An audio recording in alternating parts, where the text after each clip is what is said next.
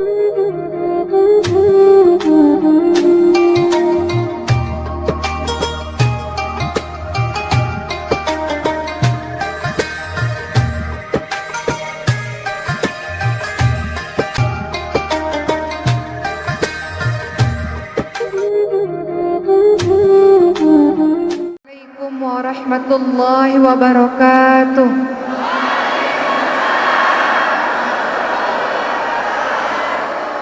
Alhamdulillahi rabbil alamin, wabihi nasta'in ala umurid dunya waddin, wassalatu wassalamu ala ashrafil anbiya'i wal mursalin wa ala alihi wa sahbihi ajma'in, amma ba'du. Rabbi shrah li sadri wa yassir li amri wahlul 'uqdatam min lisani yafqahu qawli. Apa kabar teman-teman semua? Masya Allah, sehat semuanya? Masya Allah, mohon izin saya cerita. Mendarat dari Jakarta menuju ke Lombok disambut dengan hujan, Masya Allah. Dan saya bahagia sekali datang ke Lombok. Dan sebetulnya ini bukan pertama kali saya ke Lombok, karena Lombok ini Masya Allah ya, banyak sekali dari Lombok ini lahir orang-orang saleh, orang-orang hebat Masya Allah. Dan banyak dari Lombok ini lahir para penghafal Quran. Jadi Masya Allah, Lombok sangat membekas di hati saya, karena banyak orang-orang saleh yang lahir dari tanah ini, Masya Allah. Yang saya hormati sebelumnya, di sini tadi pagi saya sudah bertemu dengan Ibu Bupati Lombok Tengah, Ibu Baik Nurul Aini Fatul Bahri. Assalamualaikum Ibu. Assalamualaikum. Ada Ibu Wagub juga. Assalamualaikum. Terima kasih Ibu. Terima kasih telah hadir di sini. Dan seluruh jajaran, mohon izin yang tidak saya sebutkan satu persatu, para tokoh masyarakat, alim ulama, ustadzat, dan ketua-ketua majelis ta'lim, ibu-ibu pengajian, dan juga di sini ada Ibu Sekda. Assalamualaikum Ibu, Masya Allah. Ada ibu-ibu pengadilan tinggi. Assalamualaikum Ibu, Masya Allah. Dan jajaran ASN, wah Masya Allah, hari ini dihadiri oleh jajaran ASN. Assalamualaikum Ibu semua. Dan juga telah hadir Bapak Asisten 1 Lombok Tengah, Bapak Haji Wireningsun. Assalamualaikum Bapak, Masya Allah. Takmir masjid, seluruh orang-orang hebat yang berada di sini, terima kasih atas penyambutan yang luar biasa. Saya mendarat di Lombok sudah dapat bros ini nih dari Bu Bupati, Masya Allah ya, bros mutiara, ditambah dengan kain ini, Masya Allah ya, luar biasa. Saya pakai ini Bu selama saya ceramah, Masya Allah. Hari ini teman-teman sekalian, tak terasa sudah hampir setengah jalan kita berada di bulan suci Ramadan. Ada yang sudah khatam Al-Qur'annya? Boleh tunjuk tangan Ibu dan Bapak yang sudah khatam Al-Qur'annya? Oh, yang tunjuk tangan cuma 1 orang. Yang lainnya saya yakin sudah khatam 2 sampai 3 sampai 4 sampai 5 kali. Masya Allah, Masya Allah. Alhamdulillah, bulan suci Ramadan tidak hanya bulan Ramadan, tapi juga adalah bulannya Quran. Syahrul tilawah, syahrul Quran, syahrul Ramadan alladzi unzila fihi al-Qur'anu hudal linnas. Bapak dan Ibu, suara saya jelas? Alhamdulillah. Hari ini Masya Allah, tema yang akan kita bahas adalah menjaga lisan, menasehati tanpa harus melukai. Kita lihat fenomena akhir-akhir ini, karena Indonesia ini banyak sekali teman-teman kita yang menggunakan sosial media, dan kita lihat banyak orang yang saling menasehati satu sama lain, tapi dengan kata-kata yang tidak baik. Sebelum kita membahas teman-teman yang dirahmati oleh Allah Subhanahu wa Ta'ala mengenai bagaimana Islam mengajarkan kita untuk menjaga lisan atau hifzul lisan, ada baiknya kita untuk memahami tentang tugas kita dalam menasehati saudara-saudara kita.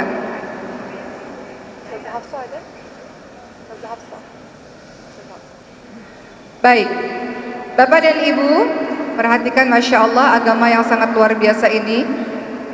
Kita diajak untuk saling mengingatkan satu sama lain, Masya Allah.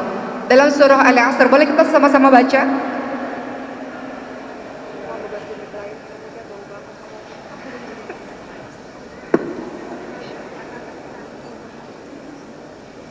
Baik, mohon izin teman-teman sekalian, dalam surah Al-Asr ayat 1 sampai 3. Boleh kita sama-sama baca Ibu sekalian?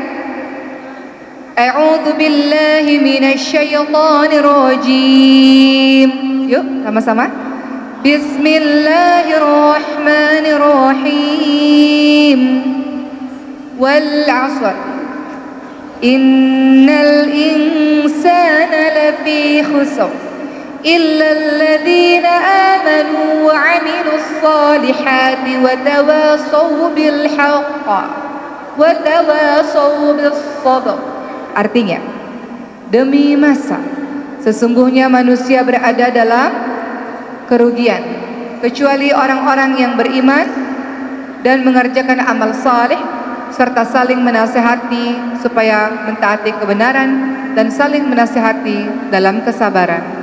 Dalam surah Al-Asr ayat 1 sampai 3 yang sama-sama kita baca tadi, Ibu sekalian, Bapak sekalian, kita punya tugas untuk tidak hanya mensolehkan diri sendiri, tidak hanya sekedar beriman dan beramal soleh, tapi juga punya tugas untuk menasihati saudara-saudara kita. Wa tawassaw bil haqq wa tawassaw bis sabr. Saya selalu memberikan analogi dalam surah Al-Asr ayat 1 sampai 3 ini dengan bayangkan Bapak dan Ibu sekalian, kita semua dalam keadaan yang tenggelam dan pingsan di dalam lautan. Lalu bagaimana cara kita untuk bisa sadar? Bagaimana cara kita untuk bisa selamat? Pertama adalah ya sadar, bangun dulu.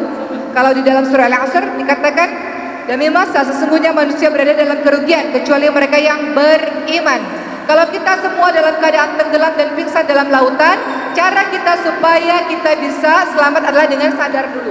Atau dalam surah Al-Asr, beriman dulu, sadar dulu. Setelah sadar, apa yang harus kita lakukan ketika kita dalam keadaan tenggelam di dalam lautan? Menyelamatkan diri kita sendiri, betul? Dengan cara apa? Dengan cara tadi beriman dan beramal saleh dalam surah Al-Asr. Kalau dianalogikan dalam laut yang dalam dan kita tenggelam, kita sadar dan kita berenang sendiri ke atas untuk menyelamatkan diri kita. Beramal salih artinya berbuat baik untuk kita bisa menyelamatkan diri kita. Wa tawassaw bil haqq wa tawassaw bis sabr. Dan saling menasihati dalam kebenaran, saling menasihati dalam kesabaran. Ternyata dalam Islam kita tidak bisa selamat sendirian. Kita harus memikirkan teman-teman kita yang lainnya.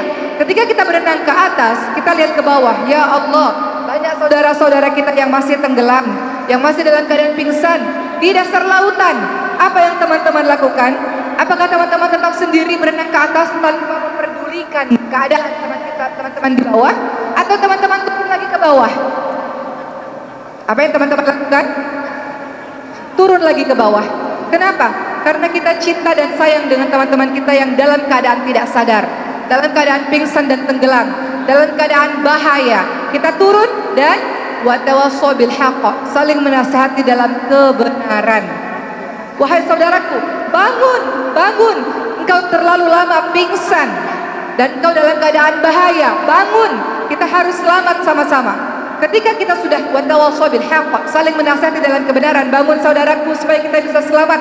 Setelah saudara-saudara kita bangun dan semua kita berenang sama-sama ke atas, di tengah perjalanan ada saudara kita yang mengatakan, saya lelah, saya capek, saya nggak mau menuju ke atas, saya nggak mau menuju ke jalan keselamatan.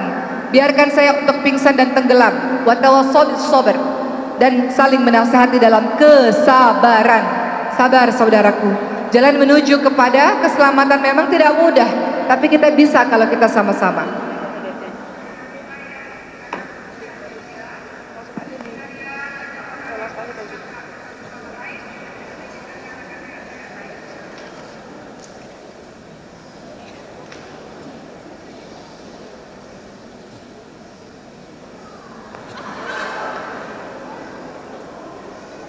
Baik-baik saja ibu-ibu semua?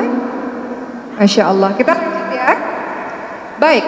Dalam surah Al-Asr ayat 1 sampai 3, suara saya lebih jelas ibu-ibu? Baik.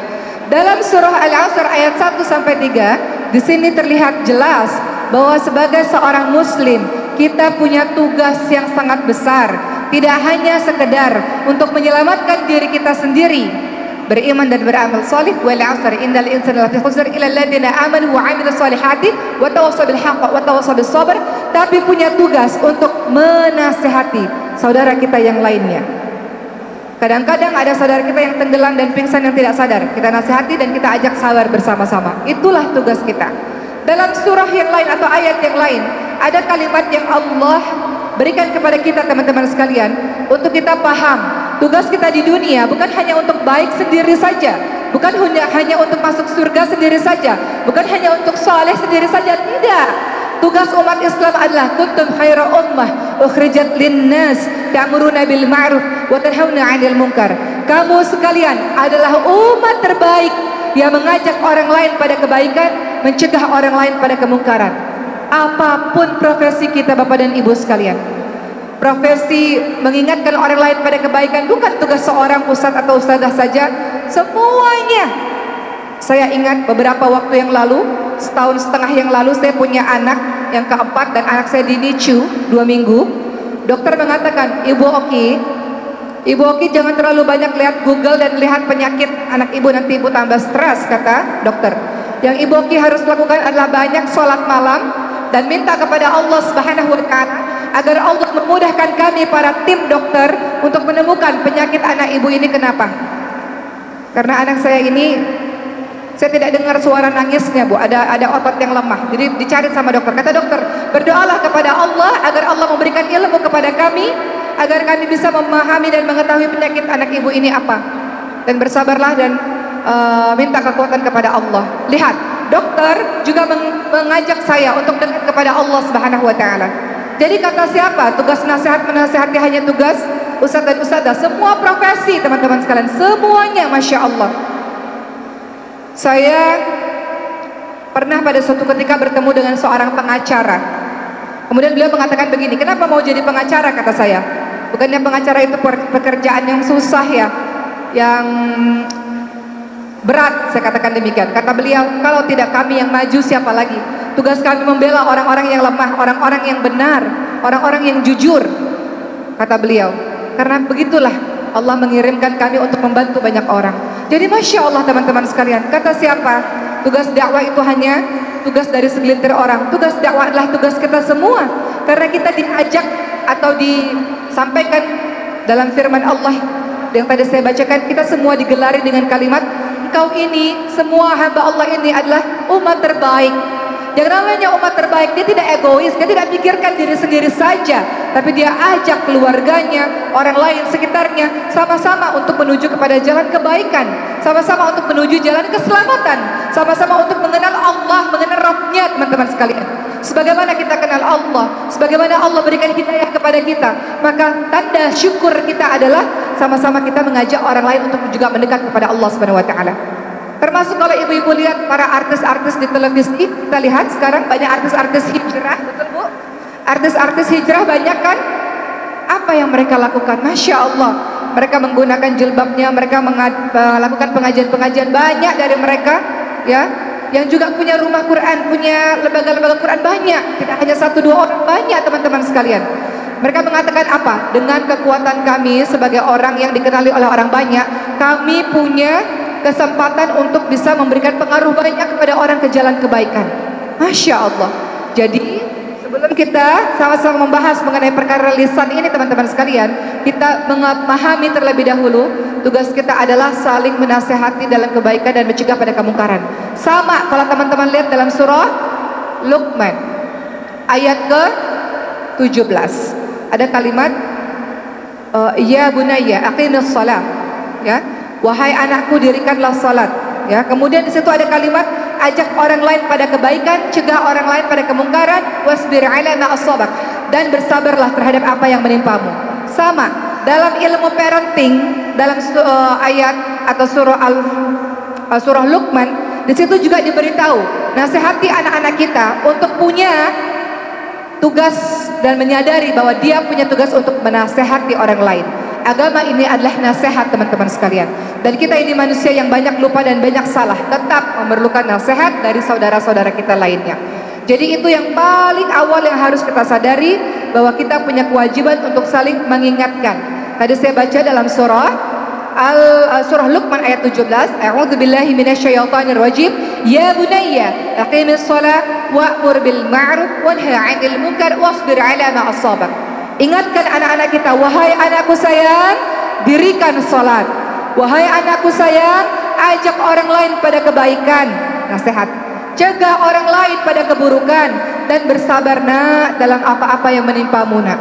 Bahkan dalam ilmu parenting saja diajarkan sejak dini anak-anak kita punya kesadaran untuk saling menasehati satu sama lain. Begitulah teman-teman sekalian. Pertanyaannya, saling menasehati ini tugas siapa? Tugas kita semua. Dalam surah Ali Imran ayat ke-110 yang saya sebutkan tadi, kuntum khaira ummah, kamu ini adalah umat terbaik. Jadi nggak bisa yang namanya muslim kemudian mengatakan, ya terserah dia, urusan dia, dosa dia, yang penting tidak ganggu saya. Apakah begitu teman-teman sekalian? Tidak. Muslim tidak begitu. Tugas dia, terserah itu urusan dia, dosanya dia, saya nggak mau ikut campur. Tidak begitu. Tidak begitu. Kalau semua orang mengatakan begitu, bayangkan kalau kita di dalam perahu, ada perahu bagian bawah, perahu bagian atas. Ada orang di bawah mengatakan, aduh saya haus, saya butuh air. Wahai orang yang di atas, kasih saya air. Kata orang di atas, bukan urusan saya. Kemudian orang di bawah, bagaimana ya caranya supaya saya bisa minum, saya butuh air. Akhirnya dia bolongin kapal. Dia bolongin kapal, teman-teman sekalian. Apakah orang di atas mengatakan, ya terserah dia, itu urusan dia, dosa-dosa dia, saya nggak ikut campur? Bagaimana kalau ada orang mengatakan demikian? Apa yang terjadi? Air itu masuk ke dalam perahu, betul? Siapa yang tenggelam? Orang yang di bawah saja? Atau semuanya? Semuanya, teman-teman sekalian. Itu sebabnya kenapa Allah tidak suka ketika ada orang-orang baik, orang-orang solih di satu tempat, di satu rumah, di satu wilayah, kemudian dia tidak berbuat apa-apa. Kemana orang-orang solihnya? Sementara agama kita mengajarkan saling menasihati satu sama lain semampu kita, teman-teman sekalian. Di rumah, mungkin di rumah kadang-kadang tidak semuanya solih. Kadang-kadang mungkin suami atau mungkin istri, mungkin ada anak-anak kita yang belum dekat kepada Allah. Tugas kita saling menasihati satu sama lain di dalam lingkungan rumah. Seperti nabi-nabi kita, Masya Allah, luar biasa. Beliau-beliau ini tidak henti-hentinya untuk menasihati keluarganya. Kita lihat, ada ayah yang menasihati anak, yakni Nabi Nuh alaihissalam. Ada anak yang menasihati atau mengingatkan orang tua, yaitu Nabi Ibrahim alaihissalam pada ayahnya. Ada suami menasihati istri, yaitu Nabi Lut alaihissalam. Kemudian ada siapa lagi? Istri mengingatkan suami, ada Siti Asiyah kepada Fir'aun.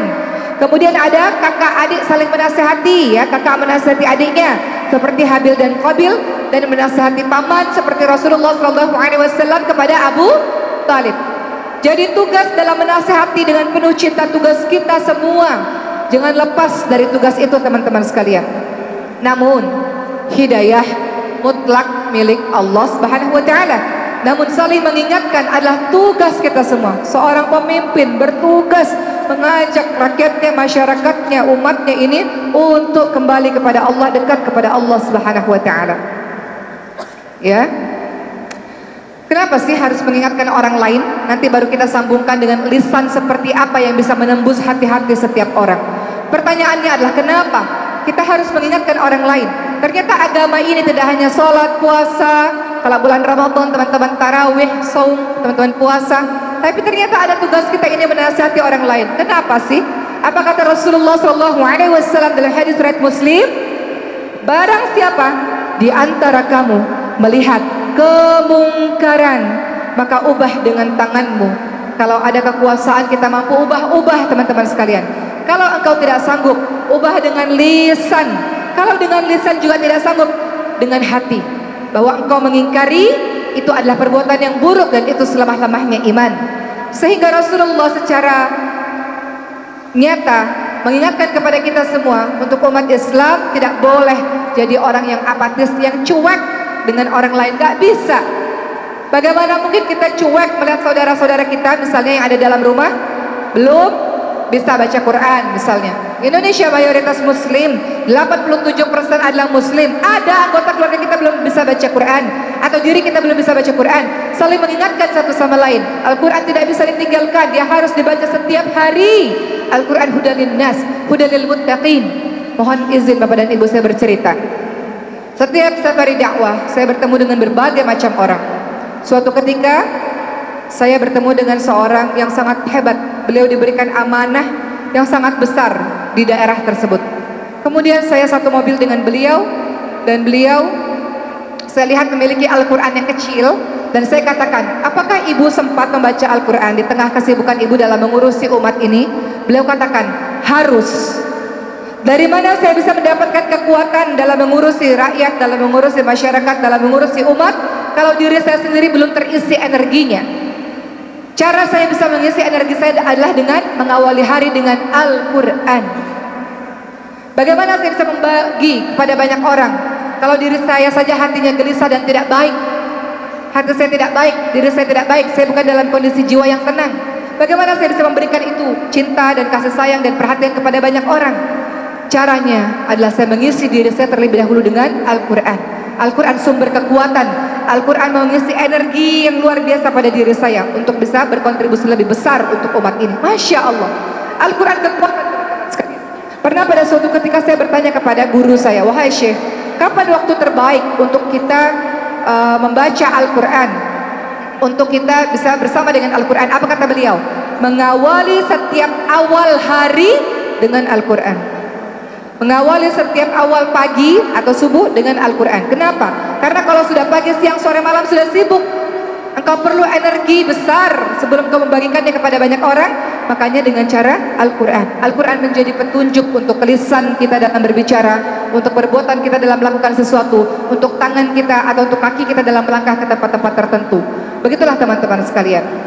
Jadi kembali lagi bahwa ada tugas dari kita yang sering kita lupakan. Sering kali kita sibuk hanya dengan diri kita sendiri. Kita sibuk dengan Quran, diri kita sendiri. Kita sibuk dengan puasa qiyamul lail untuk diri kita sendiri. Kita lupa bahwa ada hablum minallah, ada hablum minan nas. Kita lupa Rasulullah membangun Islam ini bukan hanya dengan perkara tauhid, tapi juga dengan ukhuwah Islamiyah, dengan persaudaraan sesama muslim. Begitulah teman-teman sekalian. Ya, dalam surah At-Taubah ayat 71 Allah Subhanahu wa taala berfirman, A'udzu billahi minasyaitonir rajim, wal mu'minuna wal mu'minatu ba'duhum awliya'u ba'd, ya'muruna bil ma'ruf wa yanhauna 'anil munkar wa yuqimuna as-salata wa yu'tuna az-zakata wa yuti'una Allah wa rasulah. Allah Subhanahu wa taala ingatkan, orang-orang yang beriman, laki-laki dan perempuan, sebagian mereka menjadi penolong bagi sebagian yang lain.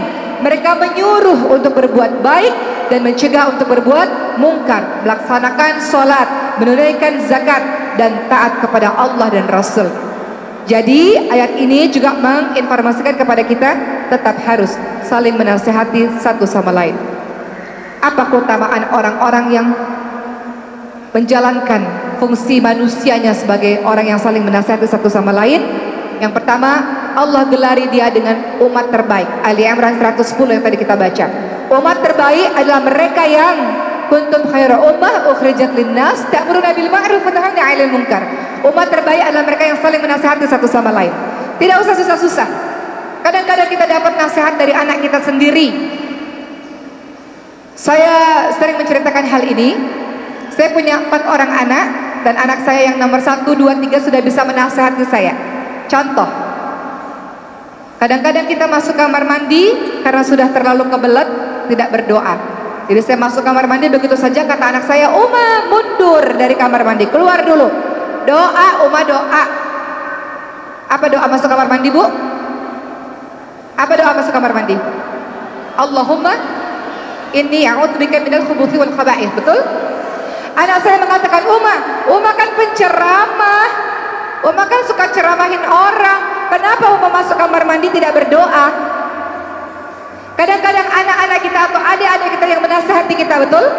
Masya Allah, kita ajarkan anak-anak kita sejak dini untuk saling menasihati satu sama lain. Dan kita sebagai seorang dewasa, Masya Allah, kita dapat nasihat dari anak-anak kita. Saya mundur kembali, saya doa. Keluar kamar mandi lupa, Uma, kok kamu keluar kamar mandi gak berdoa? Doa dulu dong. Apa doanya? Apa doa keluar dari kamar mandi? Ada juga doanya ghufranaka, ada juga doanya begitu. Atau ada doa panjang, silahkan. Tapi anak saya mengatakan, doa dulu Uma, kan Uma penceramah, begitu katanya. Begitu pula kalau tidur, tidak baca Al-Mulk. Siapa di sini yang tidur rutin baca Al-Mulk? Ada? Kata anak saya, Uma, kan kita mau kuburannya terang, Uma, kita selamat dikubur, kok Uma gak baca Al-Mulk sih? Gitu. Kadang-kadang anak-anak kita, adik-adik kita, orang-orang lain itu menasehati kita. Dan Masya Allah, dikala kita menerima nasihat, kalau itu nasihat baik, siapapun yang mengatakan kita terima, teman-teman sekalian. Bahkan pernah di zamannya Rasul itu, ada seorang sahabat teman-teman sekalian ya, yang pada saat itu bertemu dengan seseorang yang mencuri. Kata seorang sahabat, "Hai, engkau mencuri." Kata si orang ini yang mencuri ini, lepaskan aku, aku janji tidak mencuri." Di hari kedua, orang ini mencuri lagi. Kata pencuri ini, "Lepaskan aku ya sahabat Nabi, aku ini janji tidak akan lakukan lagi." Kemudian hal ini diadukan pada Rasul. Kata Rasul, "Lihat aja, nanti dia pasti mencuri lagi." Hari ketiga mencuri pula. Ternyata orang yang mencuri itu siapa? Syaitan, yang menyerupai manusia. Kata syaitan, "Lepaskan aku, kalau engkau lepaskan aku akan mengajarkan engkau satu hal yang sangat penting." Jadi syaitan itu mengajarkan untuk senantiasa membaca ayat kursi, teman-teman sekalian. Dan itu adalah sebuah nasihat yang baik, walaupun disampaikan oleh syaitan. Artinya, tidak peduli siapa yang menyampaikan, asal nasihat itu adalah baik, kita terima, teman-teman sekalian. Sebagaimana kalau kita dinasihati kadang-kadang oleh anak-anak kita, oleh adik-adik kita. Mohon izin saya cerita sebelum saya lanjutkan ceramah saya ini. Tahun 2011 sampai 2012-2013, saya dan teman-teman kita ini punya program mengajar di lapas, ya, penjara, tapi ini sudah menjadi lembaga pemasyarakatan, di mana di dalamnya itu banyak orang-orang yang kasusnya itu narkoba atau pembunuhan, pencurian dan sebagainya. Dan Masya Allah, selama 2 tahun kami mengaji di musola di lapas tersebut dengan kasus yang macam-macam. Kami jadi belajar banyak hal, Masya Allah. Terkadang kita mendapatkan nasihat dari orang-orang yang sudah berbuat salah terlebih dahulu, betul? Tanpa kita harus melewati kesalahan itu, kita dapat pengalaman yang luar biasa dari mereka. Ya, jadi mereka bercerita bagaimana mereka akhirnya terjatuh kepada narkoba, bagaimana akhirnya mereka bisa membunuh jiwa, bercerita, dan itu menjadi nasihat terbaik. Ya, mereka mengatakan, Masya Allah, di sini kami tidak bebas, maka bersyukurlah orang-orang yang bebas, ya, di luar sana bebas untuk melakukan amal kebaikan, dan kami menyesal dengan apa yang kami lakukan. Jadi teman-teman sekalian, Masya Allah ya, kalau kita lihat nasihat itu luar biasa, dan itu bisa dilakukan oleh siapapun asalkan itu nasihat baik, Masya Allah, sesuai dengan aturan Allah dan Rasulnya, kita terima. Jadi keutamaan orang-orang yang senantiasa menasihati orang lain, dia disebut-sebut oleh Allah Subhanahu wa taala sebagai umat terbaik. Kedua, dia adalah orang-orang yang, ya, ketika dia menasihati dengan baik, ya, dia adalah orang-orang yang memegang perkataan yang terbaik. Perhatikan surah Fussilat ayat 33. Allah Subhanahu wa taala berfirman yang artinya, siapakah yang lebih baik perkataannya daripada orang yang menyeru kepada Allah Subhanahu wa taala, mengerjakan amal salih dan berkata, sesungguhnya aku termasuk orang-orang yang menyerahkan diri. Jadi kalau kita mengingatkan orang lain pada jalan kebaikan, maka itu adalah perkataan-perkataan terbaik, teman-teman sekalian. Dan tentu saja kita mendapatkan pahala yang besar. Kita ajak orang-orang, janganlah tinggalkan tarawih, kita katakan. Tarawih itu hanya ada di bulan suci Ramadan. Apa kata Rasul? Barang siapa yang puasa, yang tarawih, yang sholat malam di Lailatul Qadar, maka dengan ikhlas mengharapkan pahala dari Allah Subhanahu wa taala, dosa-dosanya yang telah lalu diampuni. Dan kalau dia lakukan karena terinspirasi dengan kata-kata kita dapat pahalanya dia. Dan Allah tidak mengurangi pahala dia untuk dirinya sendiri. Artinya kita dapat pahala jariah. Makanya Masya Allah, ketika saya ceramah, Bu, ada orang mengatakan begini, Uma Oki, saya ini pakai jilbab gara-gara nonton film Uma Oki dulu ketika cinta bertasbih. Masya Allah, Masya Allah, tanpa saya sadari banyak orang terinspirasi pakai jilbab karena sesuatu yang kita lakukan. Dan mudah-mudahan itu menjadi amal jariah. Begitu pula dengan teman-teman semua, kita tidak hanya sekedar berbuat baik, tapi juga adalah menjadi inspirator kebaikan. Makanya ada doa hamba Allah yang saleh itu selalu berdoa dalam surah Al-Furqan ayat 74. Ada yang tahu doanya? Rabbana hablana, apa Bu? Rabbana hablana min azwajina wa dzurriyyatina qurrata a'yun. Lihat kalimat berikutnya, waj'alna lil muttaqina imama. Orang-orang yang saleh dalam surah Al-Furqan dikatakan sifat ibadur rahman. Orang-orang yang saleh punya kebiasaan, salah satunya adalah selalu doa. Doa apa? Agar Allah jaga keluarganya. Ya Allah, jadikanlah pasanganku, keturunanku, ya Allah, sebagai orang yang menyejukkan hati, ya Allah. Dan lihat perkataan berikutnya, jadikanlah aku imam bagi orang-orang bertakwa. Maksudnya apa? Jadikanlah aku jadi inspirator kebaikan, contoh-contoh teladan, asbab hidayah untuk banyak orang. Begitu teman-teman sekalian. Jadi orang-orang yang saleh, dia itu bersemangat bahwa hari-harinya saya harus jadi contoh teladan, contoh kebaikan, apapun profesi kita, bahkan ibu rumah tangga, saya harus jadi idola untuk anak-anak saya, contoh kebaikan untuk anak-anak saya. Boleh tidak ibu dan bapak? Anak-anak kita mengatakan begini, wah ibu dan bapak, saya kagum, saya mengidolakan mama dan papa saya. Mama papa saya orang soleh, hari-harinya baca Quran, hari-harinya rutin ke masjid, sholat di masjid. Jangan sampai anak kita mengatakan, mama gadget lagi, sinetron lagi. Boleh nggak anak kita mengatakan sebaliknya? Oh ibu saya Quran lagi. Boleh nggak bu? Kita dikatakan dalam surah Al-Furqan 74, kita jadi asbab hidayah, sumber kebaikan, inspirasi kebaikan untuk banyak orang. Sebelum saya lanjutkan lagi, saya cerita sedikit teman-teman sekalian. Tahun 2008, ketika ada film Ketika Cinta Bertasbih, ingat film itu? Belasan tahun yang lalu. Sebelum kami semua ini, pemain-pemain film ini menuju ke Mesir, kami ini diminta perjanjiannya.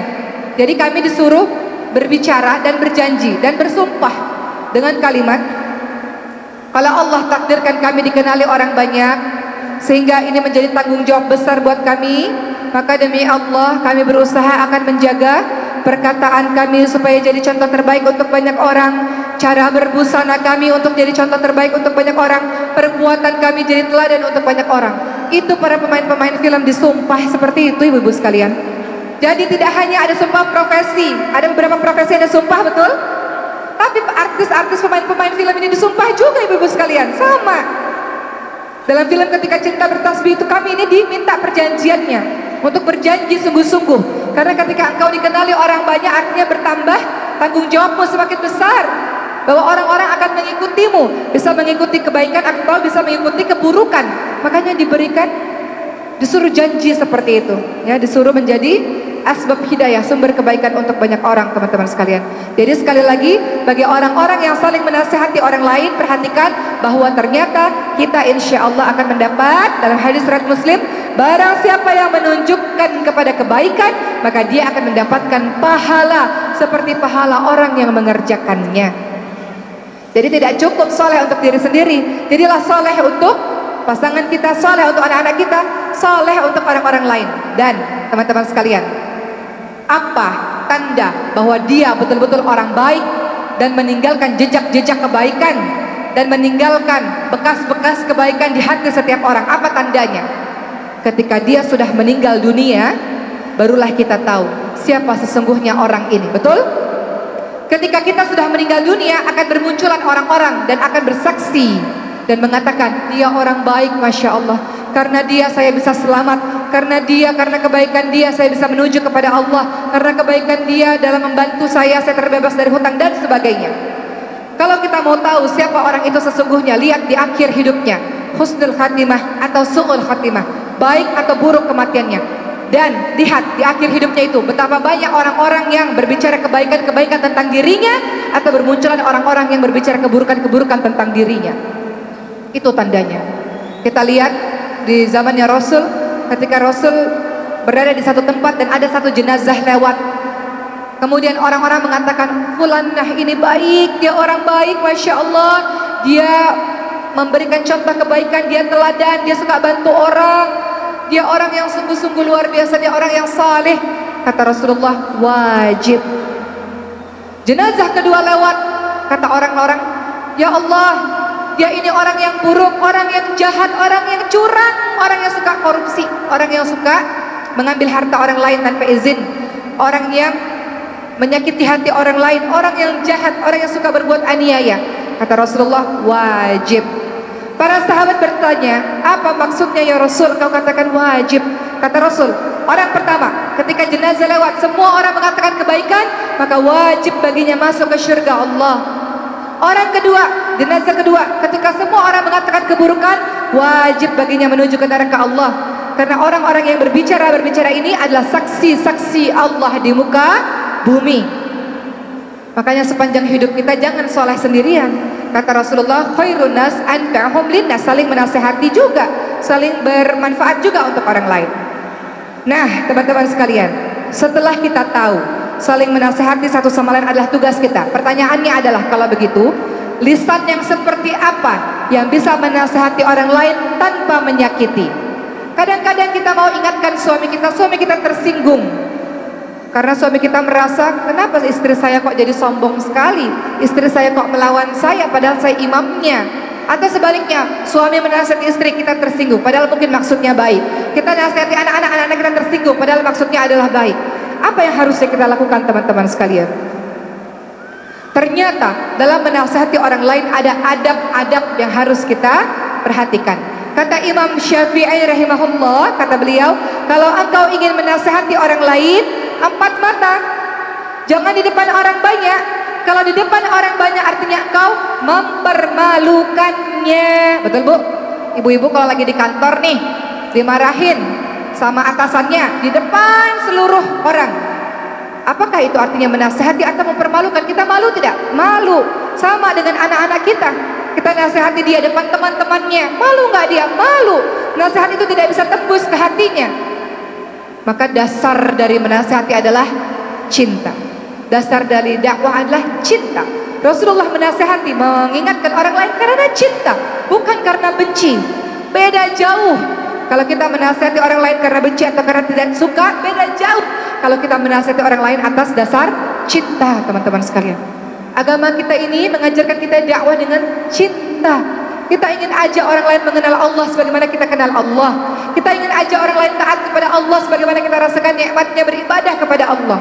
Maka dasarnya adalah cinta. Maka itu akan berbeda dalam pengaplikasiannya.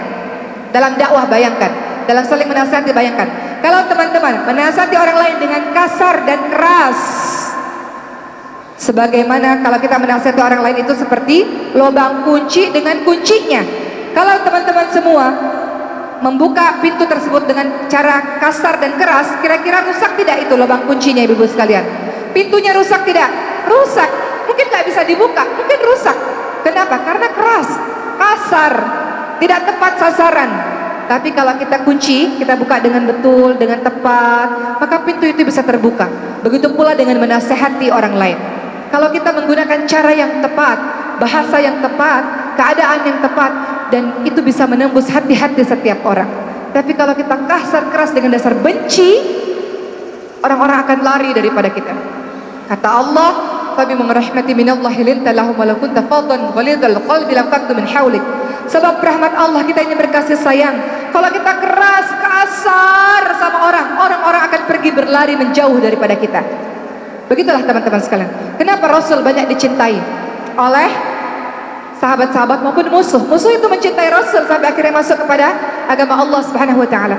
Karena Rasulullah menasehati dengan cinta. Rasulullah tidak pernah marah kalau dirinya yang dilukai, dirinya yang dihina. Rasul marah kalau agama Allah yang dihina. Betapa banyak orang-orang tersentuh hatinya karena Rasulullah SAW mengingatkan mereka dengan cinta. Ada satu kisah terkenal sekali teman-teman sekalian, bagaimana ini menjadi landasan akhlak kita juga untuk tidak mudah menjadi orang yang cepat tersinggung, untuk tidak mudah menjadi orang yang cepat marah. Rasulullah ajarkan pada kita. Rasul punya kebiasaan, cerita ini sangat terkenal, senantiasa menyuapi dengan tangan Rasul sendiri seorang pengemis Yahudi yang buta. Tiap hari pengemis Yahudi yang buta itu mengatakan, "Hai kamu, jangan dekat-dekat dengan Muhammad, dia itu orang gila, dia itu suka sekali memisahkan sebuah keluarga, dia bawa satu ajaran yang tidak betul, dia itu penyihir," kata si Yahudi yang buta ini. Tapi Rasul menyuapi dengan melembutkan makanan, disuapi, dan Rasul tidak bersuara apapun. Rasul hanya tersenyum dan tetap menyuapi. Sementara orang yang disuapi itu mencela dan menghina-hina Rasul. Rasul tidak membalas, Rasul tidak marah, Rasul tidak menghentikan perbuatan baiknya. Kemudian akhirnya Rasul meninggal dunia. Dan kemudian Abu Bakar As-Siddiq radhiyallahu anhu bertanya pada keluarganya Rasul, "Apa kebiasaan Rasul yang saya mau lakukan supaya tidak hilang kebiasaan itu?" Kata keluarga Rasul, kata anaknya Rasul dan kata para sahabat, Salah satu yang sering Rasul lakukan adalah menyuapi seorang pengemis Yahudi yang buta ini. Kemudian Abu Bakar menyuapi. Kata orang pengemis Yahudi yang buta, "Kau ini bukan orang yang selama ini menyuapiku. Kau ini bukan. Karena orang yang kemarin menyuapiku adalah orang yang lembut sekali. Lembut akhlaknya, lembut perkataannya, lembut cara menyuapinya." Maka Sayyidina Abu Bakar pun menangis dengan mengatakan, orang yang selama ini engkau caci maki, orang yang selama ini engkau hina adalah dia yang selama ini menyuapimu. Dialah Rasulullah sallallahu alaihi wasallam. Dan lihat buah dari kelemah lembutan, kebaikan, kesantunan, Masya Allah, sang pengemis Yahudi yang buta ini pada akhirnya menangis, bergetar tubuhnya, dan singkat cerita beliau akhirnya takjub, terkesan dengan ajaran Islam dan akhirnya memasuki Islam. Begitulah teman-teman sekalian ya, Masya Allah, kita diajarkan untuk pandai dalam memilih perkataan, pandai dalam memilih waktu untuk menasihati, pandai dalam memilih kondisi dalam menasihati. Ya, dan kalau kita bicara lisan, teman-teman sekalian, Rasulullah Shallallahu Alaihi Wasallam ingatkan, jika anak Adam memasuki pagi hari, sesungguhnya semua anggota badan berkata merendah kepada lisan, wahai lisan, takwalah kepada Allah dengan menjaga hak-hak kami, kata seluruh anggota badan. Sesungguhnya kami ini bergantung padamu, wahai lisan. Jika engkau istiqamah melakukan kebaikan, maka kami pun akan istiqamah. Jika engkau menyimpang lisanmu ini dari jalan petunjuk Allah, kami pun juga menyimpang. Jadi anggota badan ini meminta kepada lisan-lisan, kau adalah pintu dari segala-galanya. Jagalah yang betul supaya kami ini semuanya pun terjaga. Begitu kata para anggota badan, teman-teman sekalian. Rasulullah juga ingatkan ya, Ibnu Mas'ud radhiyallahu anhu ya berkata, jauhilah fudulul kalam, jauhilah pembicaraan yang melebihi keperluan. Dalam konteks saling menasehati, maka bicara yang seperlunya dan bicara yang menembus hati, teman-teman sekalian. Solusinya bagaimana? Seperti apa yang diajarkan oleh Allah dan Rasulnya untuk kita bisa mengatakan kalimat-kalimat yang baik. Ingat, Rasul katakan, man kana yu'minu billahi wal yawmil akhir falyakul khairan aw liyasmut. Barang siapa yang beriman kepada Allah dan hari akhir, hendaklah perkataannya baik. Ketika dia berbicara, semuanya penuh manfaat, semuanya baik, semuanya santun. Perkataannya, Masya Allah, adalah amal saleh, adalah perbuatan kebaikan. Kata Rasul, barang siapa yang beriman kepada Allah dan hari akhir, hendaklah dia berkata-kata baik. Kalau tidak bisa, diam. Dan akhlak ini sama di dunia nyata maupun di dunia maya. Jari-jari kita, kalau bisa menulis yang baik-baik, tulis yang baik-baik. Kalau tidak bisa, diam. Itulah yang Rasul katakan, kalau dia beriman kepada Allah dan hari akhir, hendaklah dia berpikir terlebih dahulu sebelum dia mengucapkan segala sesuatu, apa dampaknya. Hendaklah dia berpikir terlebih dahulu sebelum menuliskan sesuatu, apa dampaknya. Banyak dari kita yang bertengkar di sosial media, betul teman-teman sekalian? Dan tidak hanya orang-orang biasa, orang-orang yang luar biasa, yang tidak berpikir apa dampak dari perkataan yang diucapkan, apa dampak dari tulisan yang dituliskan. Banyak orang bertengkar di sosial media, betul? Think before posting. Berpikir sebelum kita memposting segala sesuatu, berpikir sebelum kita mengeluarkan segala sesuatu. Itu akhlak seorang muslim dan mukmin. Berpikir panjang, apakah perkataan saya menyakiti orang lain, atau mendatangkan kebaikan atau keburukan, kemaslahatan atau kemudaratan. Begitu teman-teman sekalian. Maka solusinya adalah perhatikan. Dalam Al-Quran kita diajarkan jenis-jenis perkataan yang boleh kita keluarkan.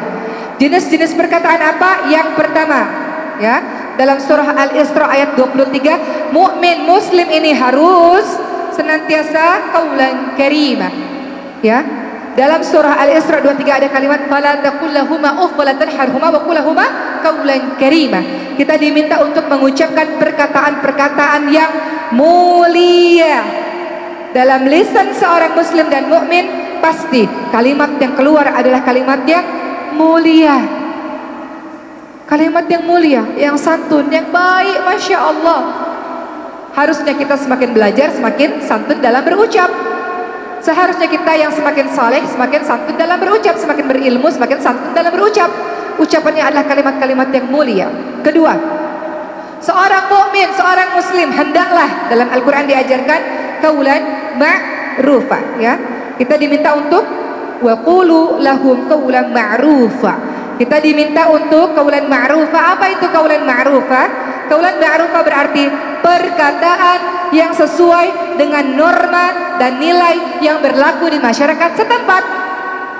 Kalau kita tahu di daerah Lombok ada perkataan-perkataan yang tidak boleh diucapkan, jangan diucapkan teman-teman sekalian. Qaulan ma'rufa artinya kita keluarkan perkataan yang pantas. Kita keluarkan perkataan yang pantas dengan latar belakang dan status seseorang. Perkataan-perkataan yang baik, teman-teman sekalian. Ketiga, dalam Al-Quran diajarkan kalau kita orang mukmin, orang muslim, orang yang beriman, kita diminta untuk qaulan sadida.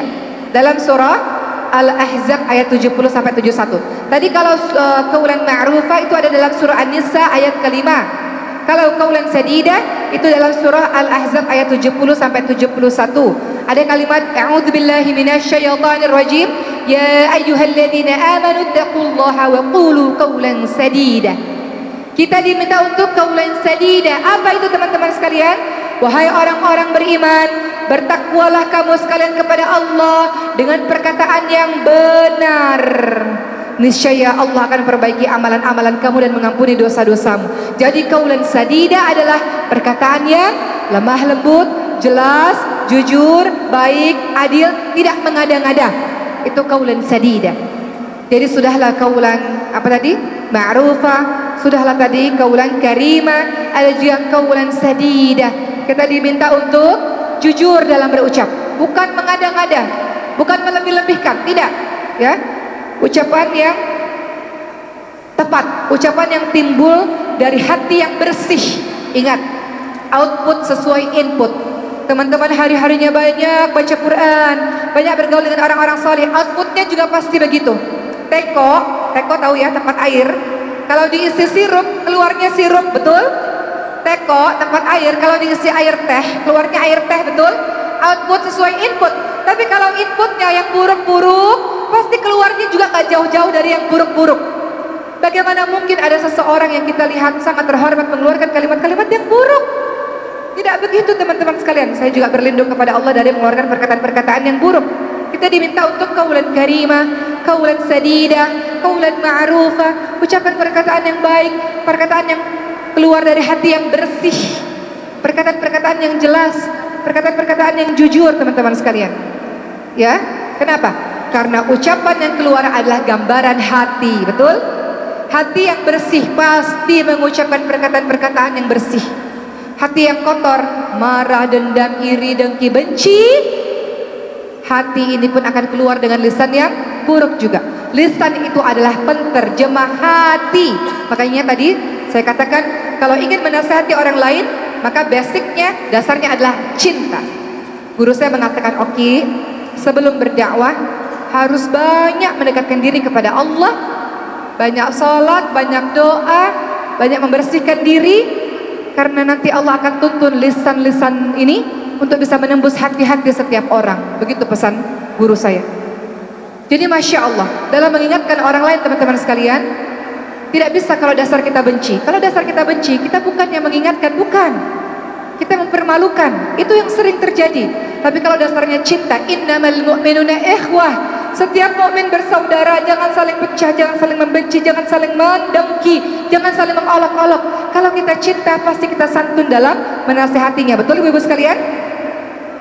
Betul tidak? Ibu-ibu sayang pada anak-anak, cinta pada anak-anak, pasti menasehatinya berbeda. Ketika ibu-ibu marah pada anak ibu, pasti berbeda lisan yang keluar. Tidak hanya sekedar qaulan sadida, dalam surah An-Nisa ayat 63 kita diminta juga untuk qaulan baligha, qaulan baligha, wa qul lahum fi anfusihim qaulan baligha. Qaulan baligha apa itu? Ya, apa yang dimaksud dengan perkataan qaulan baligha itu, teman-teman sekalian? Yang disebut sebagai qaulan baligha adalah qaulan baligha dimaknai sebagai perkataan yang sampai dan membekas di hati-hati setiap orang. Bagaimana caranya? Segala sesuatu yang kita sampaikan dari hati, insya Allah akan sampai di hati-hati orang, betul? Jadi qaulan baligha maknanya adalah perkataan yang sampai ke hati orang, menyentuh hati-hati orang. Dan itu tidak mungkin bisa dilakukan kalau kita berpura-pura dalam menasihati orang, kalau kita tidak ikhlas dalam menasihati seseorang. Tapi kalau kita cinta, kita peduli, kita sayang kepadanya, dari hati kita berbicara, sebagaimana kita bicara misalnya pada anak kita, pada pasangan kita, kita sungguh-sungguh dari hati kita, tulus, ikhlas. Qaulan baligha, hati perkataan kita ini membekas di hati setiap orang, maka masya Allah ya, caranya adalah perkataan yang ikhlas akan membekas di hati-hati setiap orang. Maka kita diminta juga untuk begitu, qaulan baligha. Ini terlebih ya untuk para, termasuk saya dan kita semua ya, yang Allah berikan amanah untuk mengingatkan orang lain. Maka ada kalimat-kalimat yang harus kita pilih, yang harus kita niatkan untuk bisa menembus ke hati setiap orang. Setelah qaulan baligha, ada juga teman-teman sekalian qaulan maisura. Qaulan maisura ini apa? Ya, qaulan maisura ini adalah perkataan yang menyenangkan, tidak mengecewakan orang lain. Ya, teman-teman sekalian, perkataan-perkataan yang bisa menyenangkan hati setiap orang. Walaupun tentu saja artinya bukan berarti kalau dia salah kita katakan betul, bukan. Kata-kata yang bisa membuat hati orang senang dan hati orang bahagia. Kalau salah ya katakan salah, kalau benar katakan benar. Ya teman-teman sekalian, tapi qaulan maisura maknanya adalah perkataan kita ini mampu menyenangkan hati orang-orang. Dan kemudian terakhir, ingat, perhatikan ketika Nabi Musa menasihati Fir'aun. Apa kata Allah? Qaulan layyina. Wahai Nabi Musa, ucapkanlah dengan kalimat yang lembut. Fir'aun loh, Fir'aun, orang yang menganggap dirinya Tuhan, yang membunuh banyak jiwa. Allah masih mengatakan pada Nabi Musa ketika menasihati Fir'aun, qaulan layyina, ucapkan perkataan yang lembut wahai Musa kepada Fir'aun. Bayangkan teman-teman sekalian, kepada Fir'aun saja Allah minta Nabi Musa untuk berkata-kata lembut, apalagi dengan orang-orang lain. Maka minta ampunlah kepada Allah Subhanahu wa taala kalau ada orang-orang yang tersinggung akibat ucapan-ucapan yang kita lakukan, karena tidak betul, kurangnya ilmu kita, sehingga nasihat itu tidak menembus kepada hatinya, justru malah menjadi bumerang, justru malah menjadi memusuhi, justru malah menjadi membenci, justru malah semakin marah. Maka minta kepada Allah Subhanahu wa taala, minta ampun kepada Allah atas kebodohan kita. Saya pun begitu, dalam mengingatkan dengan cara yang tidak betul. Maksud kita betul tapi caranya tidak betul, maka Al-Quran sudah menjelaskan kepada kita, ada beberapa perkataan demi perkataan, ada beberapa perkataan demi perkataan yang bisa kita ucapkan kepada saudara-saudara kita. Mudah-mudahan insya Allah dengan melakukan apa-apa yang disebutkan dalam Al-Quran, kita semakin paham bagaimana cara Islam mengajarkan kepada kita untuk menasihati tanpa menyakiti. Menasihati terus harus, karena agama ini adalah nasihat. Kita kadang sudah tahu tapi kadang kita lupa, kita perlu nasihat dari orang lain. Namun sebagai orang yang menasihati orang lain, pahamilah bagaimana Al-Quran mengajak kita dengan berbagai macam jenis perkataan, yang mudah-mudahan semua perkataan-perkataan kita mampu menembus di hati setiap orang dan teringat di hati setiap orang, agar suatu ketika dia mengatakan, saya teringat kata ibu ini, kata bapak ini, untuk selalu seperti ini. Sepanjang dia melakukan amal saleh karena nasihat kita, sepanjang itu pula kita mendapatkan pahala jariah insya Allah. Baik ibu-ibu sekalian, mohon izin, alhamdulillahirabbil alamin, sudah selesai tausiah saya pada hari ini. Saya hendak menayangkan satu buah video, di mana video ini berisi seluruh anak-anak Indonesia, yatim, piatu, mu'alaf, du'afa, yang mereka belajar Al-Quran dan mereka selesai menghafalkan Al-Quran mereka dengan wasilah Quran. Masya Allah, mereka bisa berangkat ke umrah, mereka bisa bersekolah dengan gratis, full beasiswa, melanjutkan perkuliahannya. Masya Allah. Dan Masya Allah, tidak hanya sekedar mereka menjadi penghafal Quran, banyak anak-anak Lombok, mungkin nanti kami lihat ya, anak-anak Lombok ini banyak sekali yang belajar Al-Quran di tempat kami, ibu sekalian. Masya Allah. Dan mereka tidak hanya sekedar menjadi murid, sampai sekarang di Lombok ini sudah menjadi para ustadz dan ustadzah. Masya Allah. Itu berkat kita saling bekerja sama ya, untuk memberikan donasi terbaik untuk para penghafal Quran, dan sepanjang itu pula kita akan mendapatkan amal jariah sepanjang mereka mengamalkan ilmu mereka. Saksikan video ini dan mudah-mudahan hati kita tergugah untuk menjadikan anak-anak kita boleh jadi dokter, boleh jadi politisi, boleh jadi pejabat, jadi artis, jadi atlet, boleh jadi apapun, tapi pastikan fondasi Al-Qur'annya kokoh supaya dia tahu dia punya tugas untuk menasihati orang lain dalam kebaikan, bukan sebaliknya. Kita lihat video ini dan insya Allah mudah-mudahan kita mendapatkan kebaikan di dalam